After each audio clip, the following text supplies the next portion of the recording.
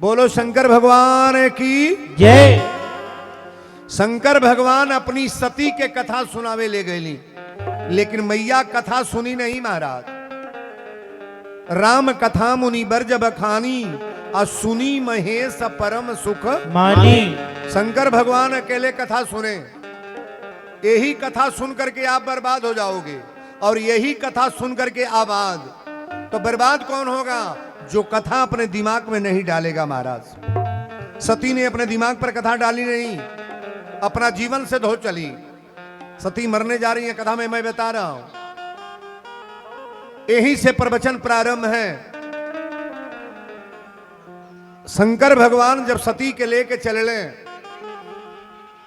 सती से कहें कि चला सती कथा समाप्त हो गई। मुनि सन विदा मांगी त्रिपुरारी, चले भवन ले दक्ष कुमारी। सती के जब लेके चलने तो वही टाइम में राम जी रोवत रहले। सीता के रावण चुरा के ले गए बाद दंडक बन की कथा है यह। बार बार शंकर जी मना कैले कि जा मत। सती परीक्षा लेवे गई। सती परीक्षा लेवे गईली, और जब परीक्षा लेवे गई तो रहली सती और सीता बन करके गई। ए बाबू टप दे राम जी देख के तुरंते प्रणाम कैले। जोरी पानी प्रभु की न प्रणामू, आ पिता समेत लीन निज नामू। जेव प्रणाम कैले सती भागल शुरू। भागल पराइल गईली, बौरहू पूछले का भइल। सती कली का भइल? रौरहू गोड़ लगली, हम गोड़ लाग के आवतानी। अब बताओ, भगवान को बताना है कि कौन चोर है कौन बदमाश। कथा में जितने लोग आए हैं, आप अपने को छुपा लो, लेकिन परमात्मा छुपाएंगे कभी? जान रहे कि कौन कैसा है, कौन दारू पीकर आया है, कौन मांस खाकर आया है, कौन शाकाहारी भोजन किया है, कौन जग में उत्पात मचाने आया है, और कौन भगवान की सरलता से कथा सुनने आया है कि नहीं है? नहीं है। अरे भगवान क्या नहीं जानते हैं जी। शंकर भगवान कली ठीक बा जौन गईलू है, ई बतावा का भइल। कली गोड़ लाग के आवतनी। आ शंकर जी जब ध्यान में देखे ना तो देखा था ना उता माई कही के प्रणाम कैला। तुलसी बाबा लिखली कि यह तनु सती भेंट अब नाही, आ शिव संकल्प कीन मन माही। शंकर जी कहली ना तू हमार मेहरारू न तोहार हम मरद, रिश्ता खत्म। शंकर भगवान समाधि में चले गए महाराज। कि बीते संबत सहस 87,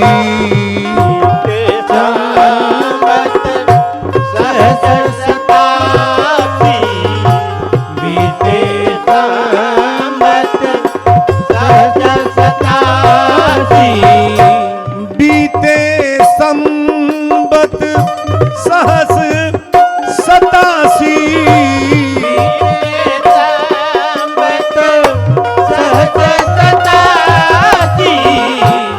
तजी समाधि शंभु अविनाशी। तजी समाधि शंभु अविनाशी, तजी समाधि शंभु अविनाशी, तजी समाधि। शंकर भगवान समाधि में आ गए बाबू। कथा शुरू हो गई बा। शंकर जी जब समाधि में गईले तो कहले अब अपने मेहरारू पर विश्वास ना बा तो धरती पर ताक के का कर। बीते संबद सहस 87, तज समाधि शंभु अभी नासी। ए बाबू 87,000 वर्ष भोलेनाथ तकले ना। शंकर जी ताके नहीं, ये भोलेनाथ का दरबार है और इन्हीं की कथा हो रही है। तो लेकिन तुलसी बाबा लिखले 87,000 वर्ष के बाद का कि राम नाम शिव सुमिरन लागे। राम नाम शिव सुमिरन लागे। राम नाम शिव सुमिरन लागे। जानियो सती जगतपति जागे। राम प्रिय राम जय जय राम राम राम प्रिय राम जय जय राम। राम नाम शिव सुमिरन लागे आ जाने उ सती जगत पति जागे। शंकर जी के जागल जब जनली तो दौड़ के लगे गईली। कहली स्वामी आप नाराज बानी का? शंकर जी कहली नाराज ना बानी। सती कहली 87,000 वर्ष के एगो समाधि लगल है, आप हमरा पर रुष्ट बानी? शंकर जी कहले ना। लगे कहन हरि के शंकर भगवान सती के बगल में बैठौली और हमारे भोलेनाथ राम कथा कहते हैं महाराज, सबसे बड़ा वक्ता हमारे भोलेनाथ हैं। लगे कहन हरि कथा रसाला अध्यक्ष ब्रजेश भये ते ही काला। राजा दक्ष के बेटी है सती। कहली कि शंकर भगवान कहले कि तोहर पिता जब राजा बनले ना, प्रजापति राजा दक्ष अध्यक्ष बनले, तो उस समय में हम गल रही। अब मारे क्रोध के मारे सब लोग प्रणाम कैले, 3 जने हमनी का प्रणाम ना कैली, ब्रह्मा विष्णु महेश। 3 जने के न्योता ना आयल बा। तो सती कहली हमरा नैहर के जाई कि ना? शंकर जी कहले न्योता तो छोड़ दो, लेकिन एगो बात सुन ल, जब अभिमान हो जाला ना तब व्यक्ति नैहर ससुरा और ससुरार में हरारू लड़का सब छोड़ देला। घमंडी आदमी के लिए कोई कथा नहीं है। यहाँ जितने लोग बैठे हैं गौर करना, अभिमानी आदमी अगर कोई बैठा है ना तो उसके लिए कोई भगवान की कथा नहीं है। अभिमानी के लिए, घमंडी के लिए कोई कथा नहीं। क्रोधी असम कामी हरि कथा औसर बीज बये फल जथा। क्रोधी आदमी कथा में बैठेगा लेकिन गटई के नीचे ओकरा जाई ना, मुड़िया हिलाई है तारे, हाँ हाँ, लेकिन है पर ना ढूकी। दिल दिमाग दूगो है ना, कामी आदमी के अंदर कथा नहीं जाएगी। शंकर भगवान कहले सती एके गो काम बात तो हर पिता हई जौन तहार नैहर के सारा लोग जाता ताकि बहने सती देखली तो हमरा बहन बहनोई सब हमरा नैहर में जाता रहे, आ हमरा घरे न्योता आइबे ना कोई। सती कली न्योता काहे ना आइल ह? अच्छा नैहर छूटेला तो मेहरारू के कर पर रिसियाली? सासू ससुरे पर, मर्दे पर रिसिया कि तोहरिए चलता कुली होता। आ सहियो बतिया बा, मेहरारू के दबाव के परे पर हो। जेतना जेतना कुली बोले बा मर्दे के बोल लो, अब मर्दो घूरा बाड़े सो तर चुपचाप पटाई लो बोलल कर। कौनो गांव पर मर्दे के मलिकई बा काजी बा हो, चलता कोनो गांव पर का जाने चल तो के हमारे यहाँ तो नाई बा। हम बोलते भरबानी हमारियो घरे नाई बा, हमरो जनमतवा कहेली तोहने करी ले हो दाद। अच्छा करे के चाही कि ना? ना करे के चाही। मेहरारू के बात जो न मर्द माने कोनो मर्द हो। आप पत्नी जानी ले के कहल जाला पत्नी, अपने पति के पतन से बचा दे।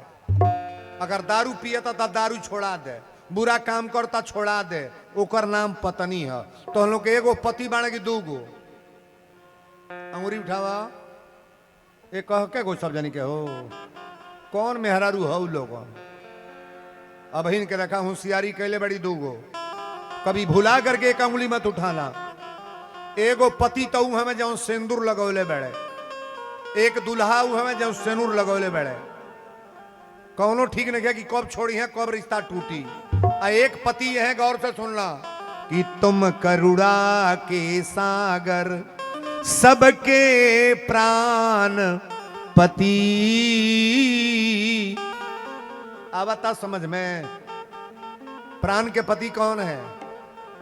सेनुरा लगोले बड़े के हो? बोलो बोलो बबलू कुमाई के हो? प्राण के पति परमात्मा है। थोड़ा हाथ उठाया करो। को पति बाणा को उठाई बुझा अंगूरी। अब अंगूरी उठाओ, अंगूरी उठा। अभी एक क्या गो माझुराल बड़ू ना उठालू अंगूरी। को बाणा केहू पूछे को बाणा तो कह दिए दूगो। अब बुझल कर भगवान अपना पति नहीं है, हमारे भी पति हैं। तुम करुणा के सागर सबके प्राण, पति ये प्राण के पति जो है ना वीरेंद्र बाबा कितनों पर्सनालिटी वाले हैं, अगर प्राण निकल जाए तो शरीर का कोई कीमत है? ये कुर्ता मेरा है, घड़ी मेरा है, अंगूठी मेरा है, गमछा मेरा है, हारमोनियम मेरा है, ये माइक मेरा है, लेकिन जो बोल रहा है सो वीरेंद्र बोल रहे हैं कि कोई और? हमार माई बाप हमरे देही के नाम वीरेंद्र धैले बड़े, जौन बोला था ये तो अविनाशी है, ईश्वर अंश जीव अविनाशी, ये मरने वाला नहीं है। पानी में डुबाओगे तो मरेगा नहीं, आग में जलाओगे तो जलेगा नहीं। भाई अगला हरण का है तेज करता रहा, कभी भी जरने मरने वाला नहीं है, मरेगा। जीव कभी मरता है? अच्छा देही में कैंसर हो जा, कोनो बीमारी हो जा, तो जीव में कबो दर्द होला? जीव में कभी जीव में दर्द नहीं होगा, शरीर में दर्द होगा, शरीर चीड़ा फाड़ा जाएगा, शरीर की दुर्गति होगी, लेकिन जीव को कभी दर्द होने वाला नहीं। बोलो सच्चे दरबार की जय। अब कथा में आ जाई। शंकर भगवान कहले देवी गौर से सुनी है, यह कारण हलो। अरे लगे कहन हरी कथा रसाला, लगे कहन हरि कथा रसाला,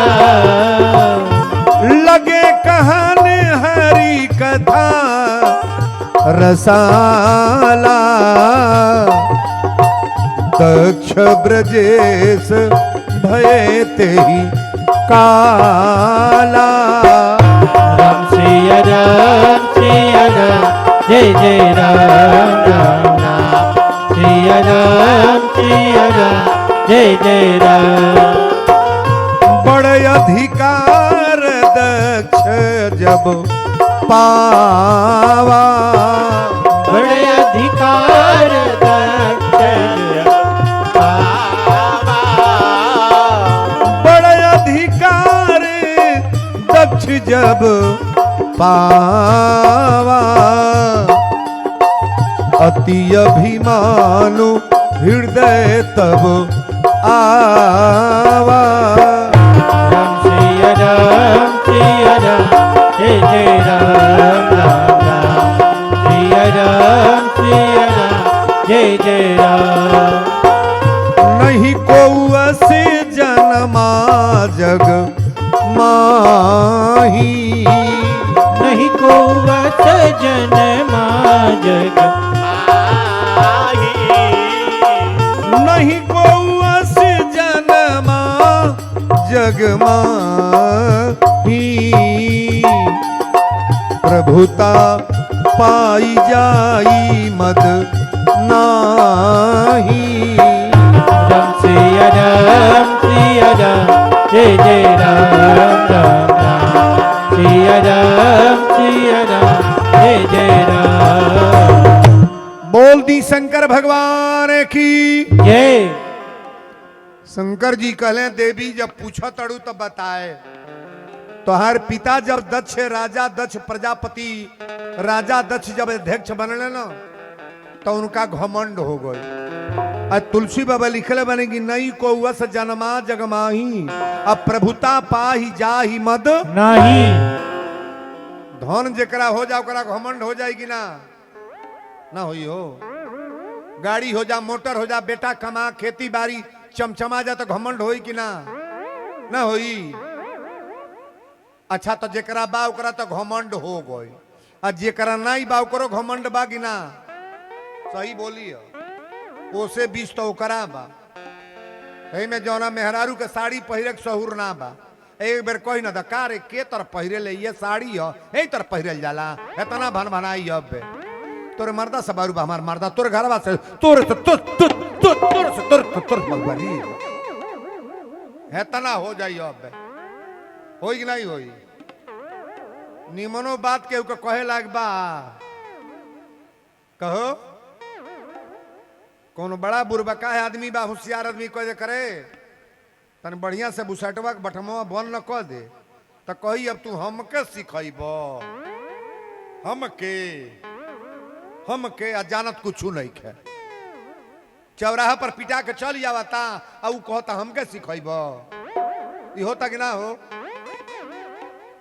बड़ा लीला चलता इतनियो पहर।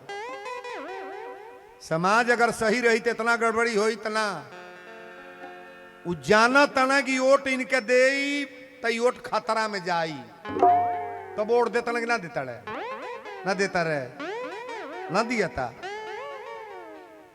पैसा खैला उन कर वोट दिहला हुन के ई होला कि नहीं है गांव पर एजू नहीं होत होई निमन लोग हो अब बुझे वाला तो बुझते भाड़ है कि दादा सजी खर्चा हम कहनी जीत गल फरला हो। इतना जमाना खराब हो गया है। समाज को मैं कह रहा हूं अरे कम से कम ईमानदारी से तो काम करो। जिनके साथ आप नमक खा रहे हो कुछ कार्य कर रहे हो कम से कम उनकी तो हकीकत समझा करो कि ये व्यक्ति मेरे लायक है कि नहीं है। अगर सारा जवार दुश्मन मिल जाए तो आप रहोगे कहां? कोई अपना है कि नहीं है? नहीं है। कल हम बतौली कि पटीदार रिसियाई तो कुछ बिगड़ी ना, टोला मोहल्ला रिसियाई तो कुछ बिगड़ी ना, है प्रधानो रिसिया जा तो कुछ बिगड़ी ना है। अब भगवान रिसिया जा तो ना बिगड़ी ना बिगड़ी हिला दे तारे।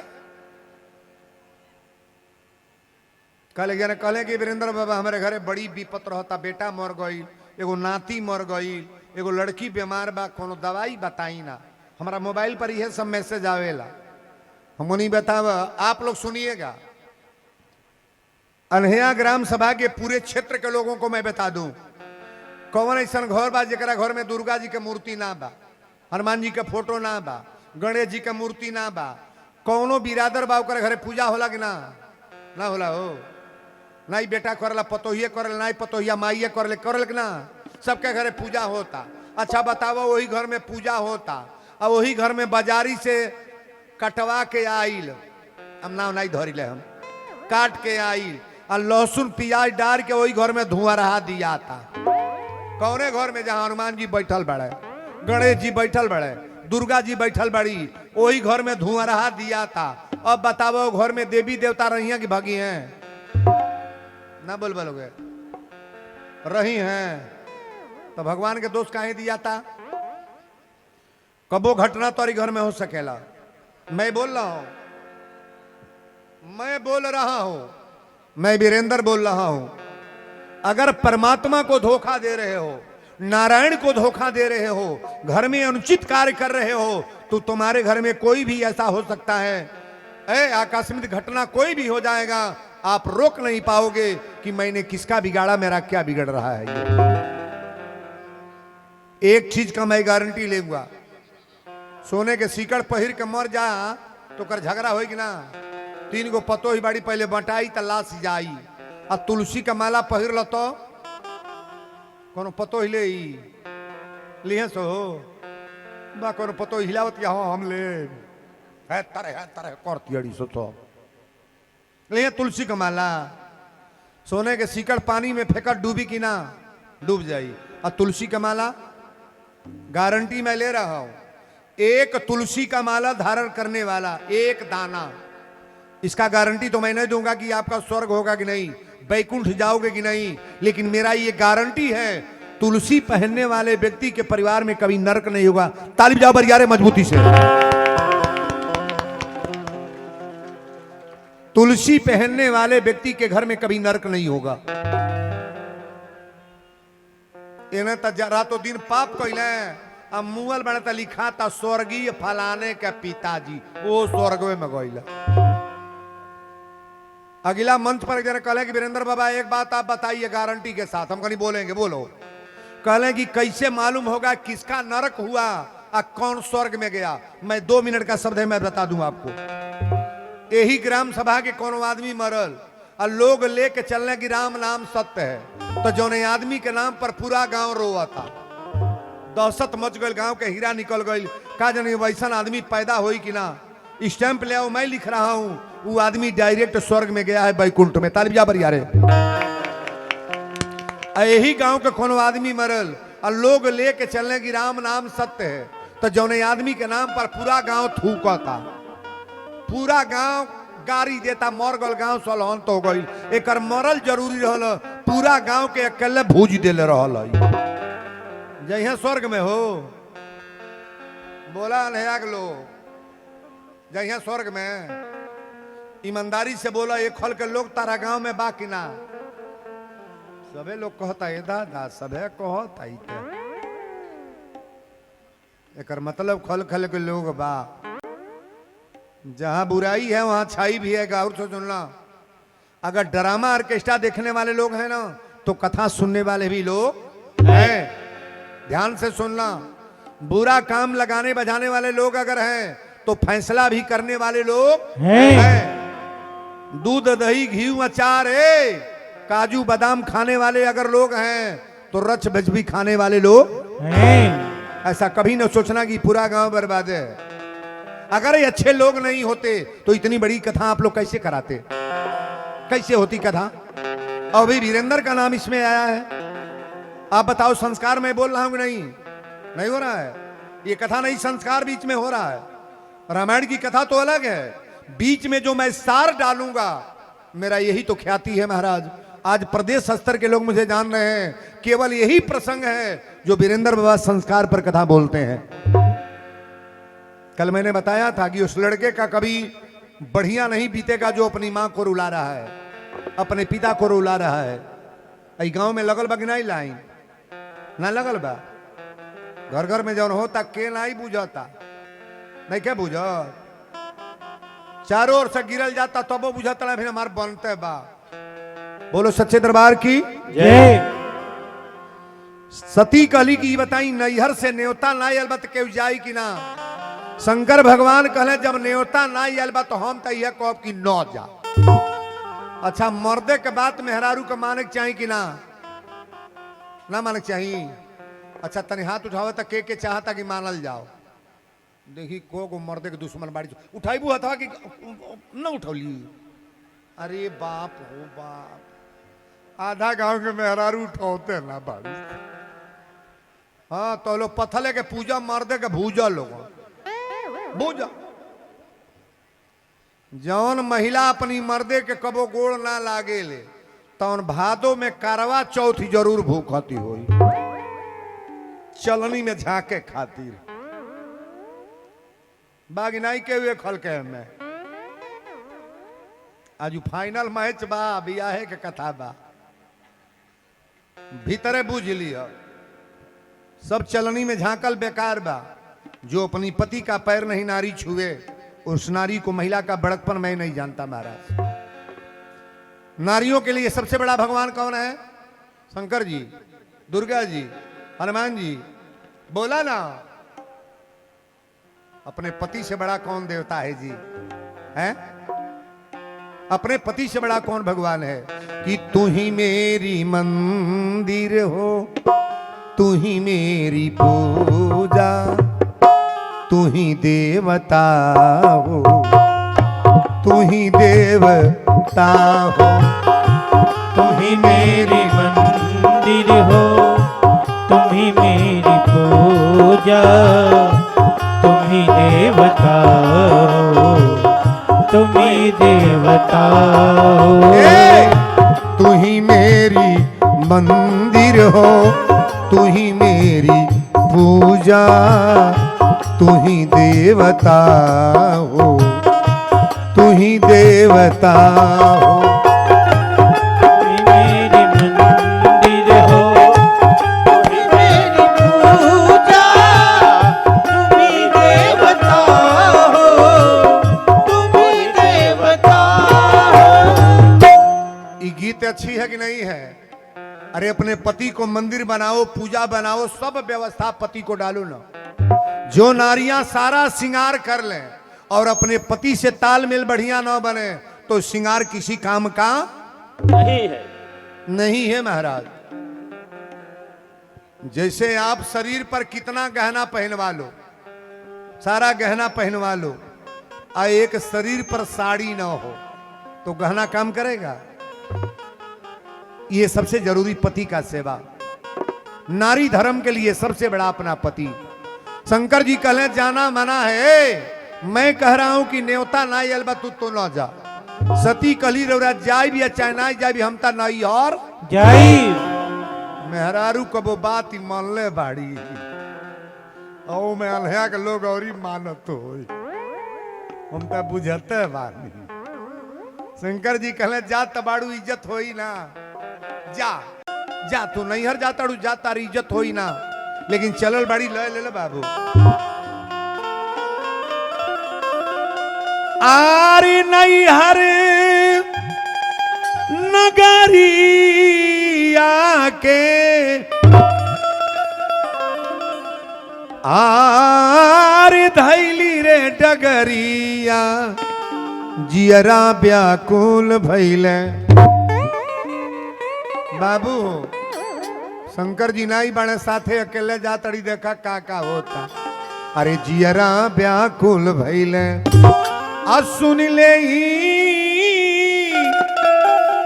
आगे के बयां जियरा व्याकुल भैले सुनिए आगे के बयान जियरा व्याकुल भइले सुनिए आगे के बयान जियरा व्याकुल भइले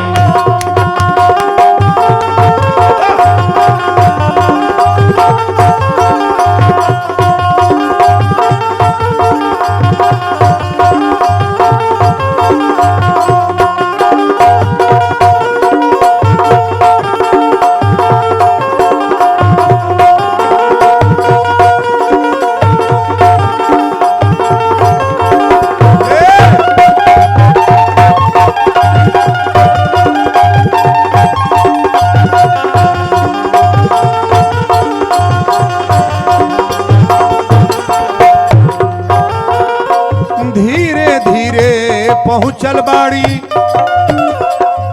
अरे नहीं हरे नगरिया धीरे धीरे पहुंचल धीरे धीरे पहुंचल धीरे धीरे पहुंचल बाड़ी नहीं हरे नगरिया केहू नहीं रहले बाबू हो करे के रखवरिया बाबू हो करे के रखवरिया पहले वीरेंद्र ए ब्याजी ब्याजी हो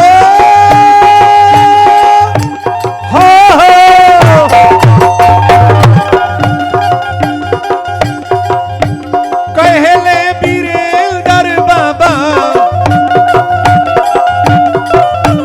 शिव जी के कथा नवा जियरा व्याकुल भइले सुनिले ही आगे के बयान जियरा व्याकुल भइले सुनिले आगे के बयान जियरा व्याकुल भइले सुनिले आगे के बयान जियरा व्याकुल भइले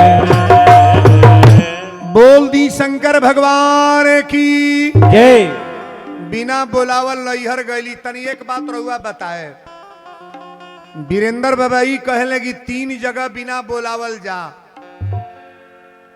बेटी के घरे जाए के बानो तो कबो बोलावल ना गोर कहीं जगी में जाए के बा तो बोलावल ना गोर आ कोनो मित्र के घरे जाए के बा तो कबो बोलावल ना गोर आ कबो गुरु के दरबार में जाना तो कभी बुलाया मत गुरुआ लेकिन एक बात मैं गारंटी से कहूंगा चाहे मित्र हो बेटी हो गुरुकुल हो या जग का पंडाल कथा का हो जहां आपका प्रतिष्ठा न बचे इज्जत न बचे मर्यादा न मिले सम्मान न मिले उस जगह पर कभी बिना बुलाए जाना नहीं चाहिए ताली बजा बरिया रे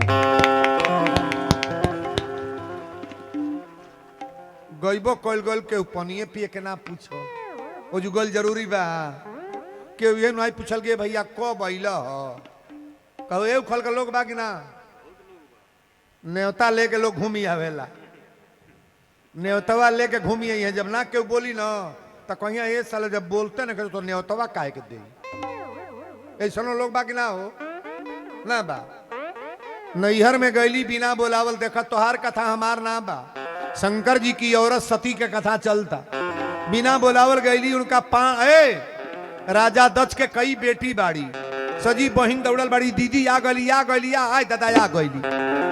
पहली बहन गली कली दीदी तोर घर न्योता गइल न्योता सही नहीं गइल कली न्योता तो ना गइल तो दूसरी जने कहतरी का बिना बोलौले लब तो चली अइलू बतावा ई बात ही हो। एक तो आइयो गली अइले पर हे तर बोल तड़ू। तीसरी जने कहली अच्छा आ गलू बढ़िया बा घरवा बनल गियबो मड़ैये में रहेला लोग के पानी पिए के नहीं पूछता खोसता लोग कहली हमरा भाग में मड़ैया बा ओई में रही ले। चौथा जने कहली ए कपड़ा लत्ता पहिरे लगी अब उघारा रहेला शंकर जी उघारन रहिले कहली अब का कही दादा। पचमा जने कहली रोटी भात बने लगी अब भंगिए पीसे लू कहली अब तो ना बोलो। सती कहली अब चल तनी माई के लो बहन के तनो नजदीकी हो जाई माई इतना इज्जत बहन करी आ केहू को बहन अब इज्जत कर तड़ी सो होता इज्जत तनिको गरीबे घरे बिहल में ना आ 4 गो स्टैंडर्ड बाड़ी सो कबो बात ना करी है सो फोनवा ना घुमाई है सो नैहर में भेंटो हो जाए ना तो कहीं सो एकरा हरदम जरल लाला ये पहिर के चली आल बा लुगा देखो अरे तोरा निमन बा चटकार पहिर ना नसीब अपना अपना। सीता के बिहवा राजा घरे भइल कि गरीबे घरे राजा घरे लेकिन सीता जितना दुर्दशा साली के सहले बा सही के हो। नसीब देखिए नसीब की कमी है। कभी किसी लड़की को आप दोषी न बनाओ ओकरा भाग में बौरे बा अच्छा भाई बताव केहू बाउर साड़ी पहिरले बा केहू नीमन तो नीमनका से बौरका बच्चा नहीं खे जौन पहिरले बा उहे नीक बा ओकरा खातिर। केहू के 3 मंजिला बा तोहर कटरन बा उहे नीमन बा केहू के बेटा डॉक्टर बा तोहर भैंस सवार बा तोहर करिए बोता उहे नीमन बा केहू के नीमन बा तोहरी घरे आई कबो दूसरे के नाम ना लिया। बहुत महिला अपनी मर्दे से कहले मलछौ जीवन भर तो कमैल ओकर घरों बन गल टीवी लिया गईल मोटर किना गईल ए मारुति किना गल तू जीवन में का कैल ई कहले तो के इज्जत मिलता। अरे तोहर तकदीर खराब रह लगे उसे भेंट हो गई बा। कभी पति को दोषी न बनाओ आप बड़ा ध्यान से कथा को श्रवण करना। सती जब केहू के इज्जत ना पौली तब माई के कवारी में पकड़ ली। माई का कहेले दुआरे पर बेटा आवत न दुआरे पर बेटा आइल है तो बाप कहीं आ गइल तो कहीं आ गइली अब माई बैठल बा तो कही बाबू बिहाने के गइल कुछ खैला हाँ माई का पूछेले खाइल पूछेले कैसनो माई होई कैसनो बेटा बा भले न बोले खाइल पूछी बाप कहले आ गइला त आ गइली अब माई कहतिया कुछ खैला हाँ तो माई के मुंह ताकत माई खैल के पूछेले बाप कहले आ गइला माई कहतिया का खैला हाँ अब पर्दा के भीतर गइला तो उ कहतिया कितना कमाइला हाँ कमाई के जो हैला का हो माई कबो बेटा के कमाई ना जो ही मैं गारंटी से बोलूंगा निवेदन करूंगा जितनी माताएं हैं माई कबो ना पूछी कि कोला कमैला का कैला लेकिन मेहरारू तो थैली टोते रही बिना कमैले आब बहरो जाके फोनवा पर कह न 1000 ना भेजब कार चलाओ देख तक कौन कौन बाजार करतिया माई के लेखा मेहरारू हो जाई। पहले माई है कि मेहरारू माई की मेहरारू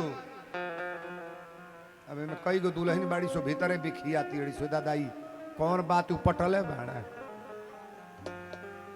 उहे उपटले बानी कहिए तो माई बनबू तोरो बेटा बा ध्यान से सुनिया आज हमारी काल तुम्हारी।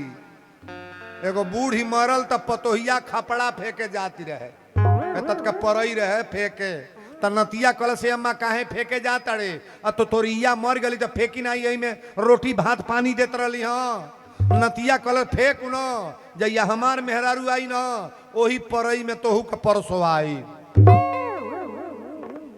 आज बुढ़िया के तमाशा लगौले बड़ी तोहरो दशा चली कहिया ले मॉडल में चलबू सारा मॉडल फेल आवे द बुढ़ौती।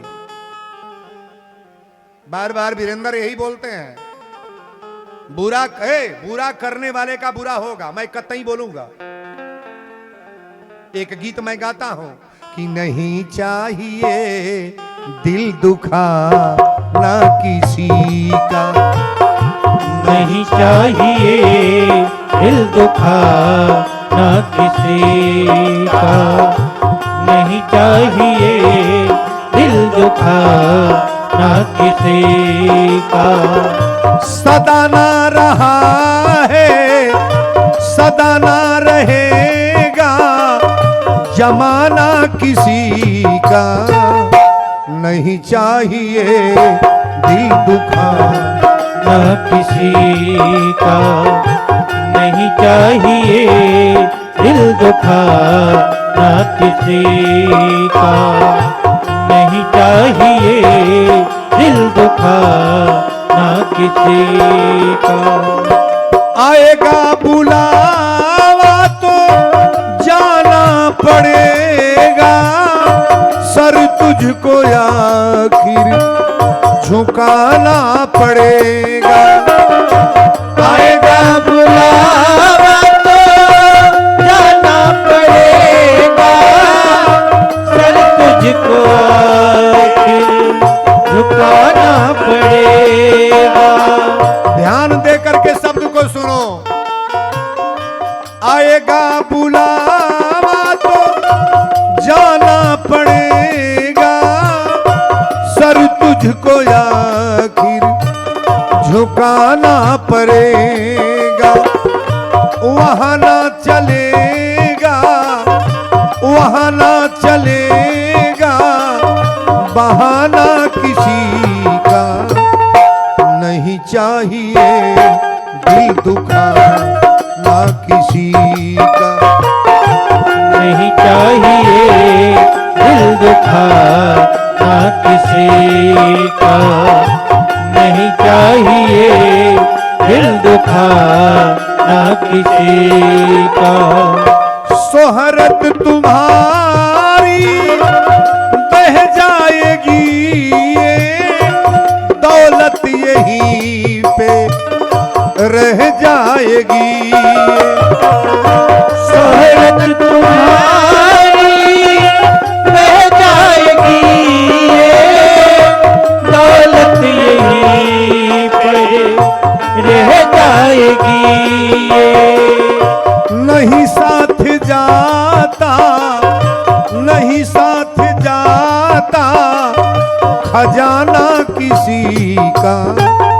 नहीं चाहिए दिल दुखा ना किसी का, नहीं चाहिए दिल दुखा ना किसी का, नहीं चाहिए दिल दुखा ना किसी का। सदा ना रहा है, सदा ना रहेगा जमाना किसी का। और नहीं चाहिए दिल दुखाना। का जो दूसरों को दर्द दिया है, दर्द दर्द आज सह रहा है कि नहीं? ऐसा रहा है। अच्छा जे राजा रहले तनी पर भिखारी भइल बा कि ना हो? ना भइल बा। ए गांव के गरीबन के देखा मारुति से चलत ताड़े से। नहीं बदल गए हो। गरीबे के मेहरारू 5,000 का साड़ी पहिरतिया, आज जो स्टेट रहा उनका 100 रुपया का ना जुटा था। कारण क्या? तो गरीबों को दबाने के चक्कर में मत जियो आप। कर भला तो हो भला, और कर बुरा तो हो बुरा। बोलो सच्चे दरबार की जय। सती कहली माई से मिला, माई के जाके अखबारी में पकड़ ली। अच्छा एक बात तो ईमानदारी से बोलो, सजी धन मिल जाई, रुपया मिल जाई, खजाना मिल जाई, अपने माई के लेखा कहीं माई मिली का हो? मिली माई के लेखा? बहुत लोग कहला ए बाबा, ए वीरेंद्र बाबा, माइये ले नैहर रहल, अब तक माई जियती बा तबो नैहर छोड़ा गल बा। माई जियत या तबो नैहर छूट गल बा कि ना? केकरे चलते? माई भौजाई के चलते। माई का करी? माई के चलता सही है कि गलत? मैं कितनी लड़कियों को देख रहा हूं कि भाई भौजाई के चलते ओकर नैहर छूट गल बा। माई जियते बा, बाप जियते बा, लेकिन अपनी माई के लेखा माई कबो ना चाही कि बेटी हमार ना आवे, लेकिन जब पतो ही आवे दी तब ना बेटी आई। अब बेटी के टाइमो कहाँ बाप? तब बियाहे में जाती है ना, फूल की चाट खोइलस आ प्लास्टिक में बहलस या लेके गोइल। गलती है कि सही रुकतिया बा कोनो फुआ या बेटी रुको तड़ी नैयर में और रुकले पर इज्जत बेइज्जत बा क्या मतलब है रहने का जी। अरे जहां सम्मान न मिले वहां रह के क्या करोगी आप। अपना गई इज्जत बनाई अपना इज्जत से चली आई। सती अपना माई के अखबारी में पकड़ के पूछली कि पिताजी कहाँ बारे। सती कली जगशाला में जग होता वो जो हमन करता है। और जब जगशाला में गईली तो कहीं न दिख शंकर कर भागा। शंकर जी के कहीं भागे ना रह। जब शंकर जी के बेदी ना देखली तो इनका आत्मा में बड़ा कष्ट भई। कोई भी यज्ञ करे सबसे मेन बेदी हमारे महादेव जी का होता है। सती अपना पिताजी के कली पिताजी प्रणाम। राजा दच कले खबरदार फौरन चली जाओ। यही कमारे त न्योता ना दिहली कि अगर तू आईबू तो तारे पीछे ऊ हो। सती कली पिताजी उना आयल बनी हम ही आयल बनी। कहले कि जल्दी चल जाए आयल बाड़ू तो वही है जरूर। मेहरा रुगल बता मर्द ना आई नैहर में मेहरा रुझाई तो मर्द ना आई। राजा दच कले पैर उठावा चल जा तो के बोलोले तो रहली ना हम। सती कली पिताजी कान खोल के पहले सुन लो। प्रथम जन्म दक्ष गृह जाई आ नाम सती सुंदर तनु पाई। हमार नाम सती तू धैले बड़। शंकर जी से बियाह तू कैले बड़। कन्यादान देवे वाला तू हवा। आज हमके एतर बोलो तड़। राजा दच कहे जैबू कि ना। कली जाए ना तारा जग के होके ना दे। तारा जग के होके ना दे तार जग तूरा। जहां मेरे शिव का अपमान हो रहा है तुम्हारी जग होगी। अयो सुन ला दोनों रिश्ता तूरा। न ससुरा से मतलब बा न नैहर से मतलब बा। सती जगशाला के बगल में खड़ा होके मरत सती हरिशन बरमागा आ जन्म जन्म पद शिव यानु रागा। अथवा पसार के विष्णु भगवान से कली भगवान अब तो मरे जाता नहीं लेकिन मर गईला के बाद अगर जन्म ले तो भगवान शंकर के शरण में भक्ति प्रदान हो को। आ जब सती मर गई तो शंकर जी के मालूम हो गई। अपन जटा धरती पर पटकले। सबसे बदमाश गण वीरभद्र के तैयार कैले। सबसे बदमाश मण वीरभद्र घमासान लड़ाई शुरू हो गई। कईयों हजार लोग के मार के गिरा दिले। शंकर जी के त्रिशूल गई प्रजापति राजा दक्ष के गर्दन कट गई। विनाश काले विपरीत जग विधान बौरहु गईल बड़ा तन ताकब हमरा हो। शंकर जी मरल लाश अपना सती के गटई में भले। एक बात बता दें हम ये जो बीच में मैं बोल रहा हूं रामचरितमानस नहीं है शिव पुराण पढ़िएगा। शिव पुराण शंकर जी जो लाश लेके चलल बने आई शरीर कटल बात तो सिद्धपीठ दुर्गा का अवतार माना गया है। कथा को प्रेम से सुनते रहिए। और जब लाश बांध के लेके चले लें तब विष्णु भगवान सुदर्शन चक्र उठा ले लें। कहले भोलेनाथ अन्याय होता। ई मरल शरीर जरा दिहल जला दफना दिहल जला पानी में फेंक दिहल जला। आई मरल लाश लेके कहां जाता नहीं आप। लेकिन बाबू हो लय आ गए ले जो मरलो लाश ही हमरा भोलेनाथ अपना मेहरारू के छोड़त ना बारे। आरी किया रमो अरे सती के शरीरिया बाबू अरे लिहल त्रिपुररिया। लिहल त्रिपुररिया बाबू लिहल त्रिपुररिया। लिहल त्रिपुररिया बाबू लिहल त्रिपुररिया। सती के शरीरिया बाबू लिहल त्रिपुररिया।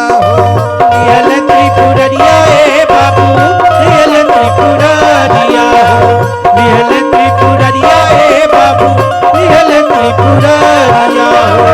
चली दिल देसवा की ओर ले राम।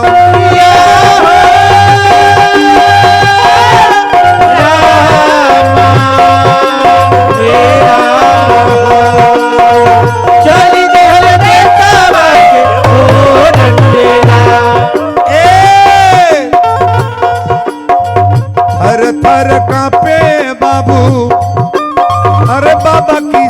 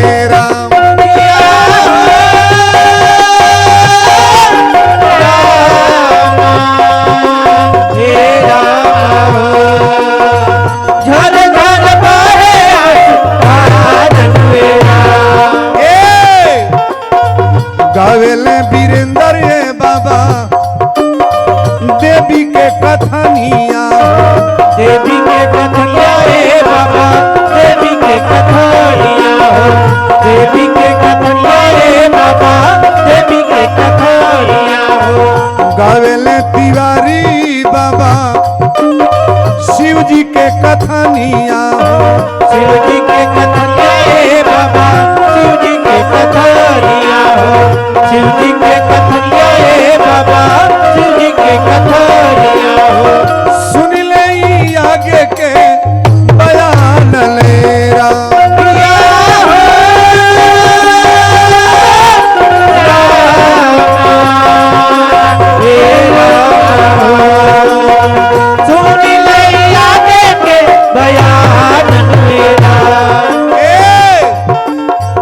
जेकरा पर फेरी है बाबू भोले जी नजरिया हो भोले जी नजरिया ए बाबू भोला जी नजरिया हो भोले जी नजरिया ए बाबू भोला जी नजरिया हो कबो नाई डूबी नैया धार लेरा किया हो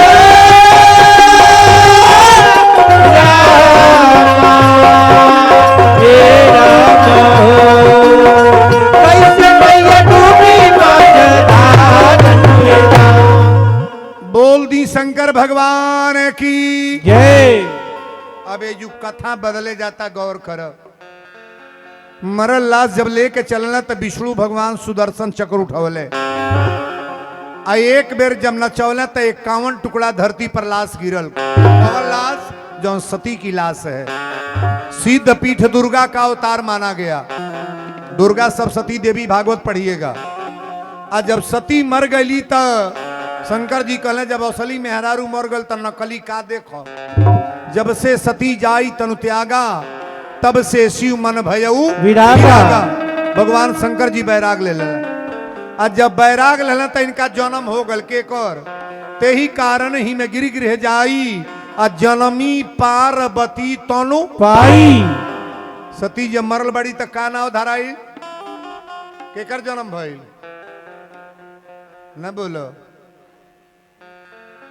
हरे गैया के गोबारा मंगौले बानी अंगना अच्छा खाली बेटे के जन्म में सोहर होला की बेटियों के सही बोलो दुर्गा माई के मूर्ति रखल लो सोहर का वाला के ना गवाला ना गवाला हो तो बुढ़िया है तो हिलावत या हरे गहिया के गोबारा मंगौले बानी अंगना लिपौले बानी हो मैया चौमुख दियना जरौले बानी रउआ के बोलौले बानी है मैया चौमुख दियना जरौले बानी रउआ के बोलौले बानी है मैया चौमुख दियना जरौले बानी रउआ के बोलौले बानी है कोहरा के पुतावा बोलौले बानी कलसा मंगौले बानी हे कोहरा के पुतवा बोलौले बानी कलसा मंगौले बानी है कोहरा के पुतावा बोलौले बानी कलसा धरौले बानी हे मैया कलसा पर दियना जरौले बानी रउआ के बोलौले बानी हे मैया कलसा पर दियना जरौले बानी रउआ के बोलौले बानी है मैया कलसा पर दियना जरौले बानी रउआ के बोलौले बानी है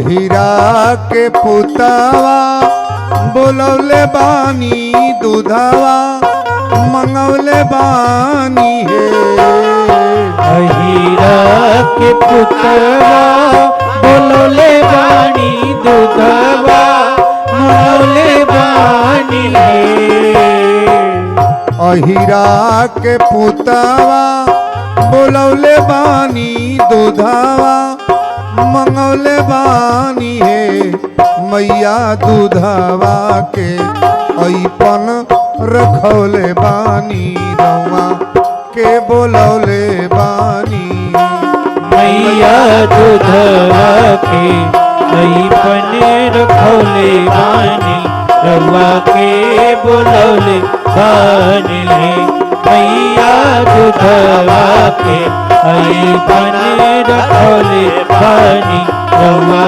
के बोलौले बानी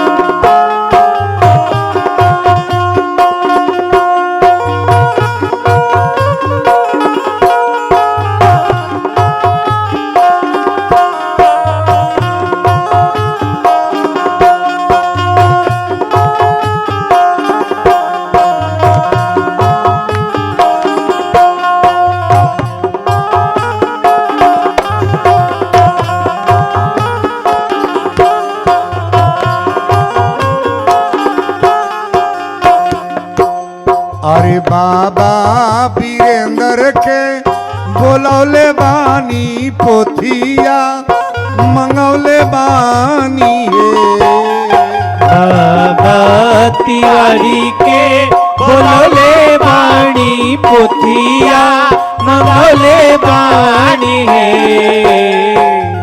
बाबा वीरेंद्र के बोलौले बानी पोथिया मंगौले बानी हे मैया पोथी बाची रउआ के सुनौले बानी मन हरसौले बानी मैया पोथी बाची रउआ के सुनौले बानी मन हरसौले बानी मैया पोथी बाची रउआ के सुनौले बानी मन हरसौले बानी बोलो सच्चे दरबार की जय।